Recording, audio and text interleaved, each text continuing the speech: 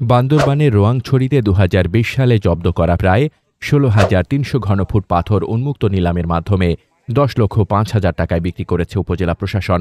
মঙ্গলবার উপজেলার চক্ষুলালপাড়া এলাকায় এই নিলাম অনুষ্ঠিত হয়। দীর্ঘদিন ধরে আটক থাকা এই বিপুল পরিমাণ পাথরের সর্বোচ্চ দরদাতা হিসেবে ঠিকাদার মাওসেতুং তঞ্চঙ্গ্যা পাথরগুলো কিনে নেন। নিলাম প্রক্রিয়া পরিচালনা করেন উপজেলা নির্বাহী অফিসার মোহাম্মদ মেহেদী হাসান কাউসার। নিলামে অংশগ্রহণের জন্য আগ্রহী ব্যক্তিদের প্রাথমিকভাবে ১,০০০ টাকা জমা দিতে হয়েছিল।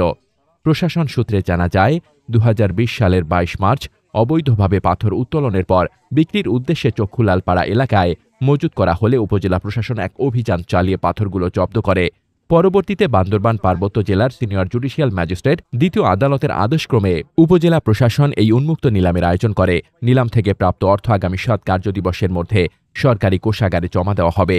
নিলাম অনুষ্ঠানে অন্যান্যদের মধ্যে উপস্থিত ছিলেন রোয়াংছড়ি থানার ভারপ্রাপ্ত কর্মকর্তা এম শাকির আহমেদ, বান্দরবান পরিবেশ অধিদপ্তরের সহকারী পরিচালক মোহাম্মদ রেজাউল করিম, উপজেলা মৎস্য কর্মকর্তা মোহাম্মদ রুহুল আমিন দেওয়ান, ১ নং রোয়াংছড়ি ইউনিয়ন পরিষদের চেয়ারম্যান মিল্লাং মারমা, ৩ নং আলেখং ইউনিয়ন পরিষদের চেয়ারম্যান বিশ্বনাথ তঞ্চঙ্গ্যা, বান্দরবান পরিবেশ অধিদপ্তরের উপসহকারী পরিচালক নিকুজ্যোতি চাকমা এবং উপজেলা ত্রাণ ও প্রকল্প বাস্তবায়ন কর্মকর্তা মিল্টন দস্তিদার।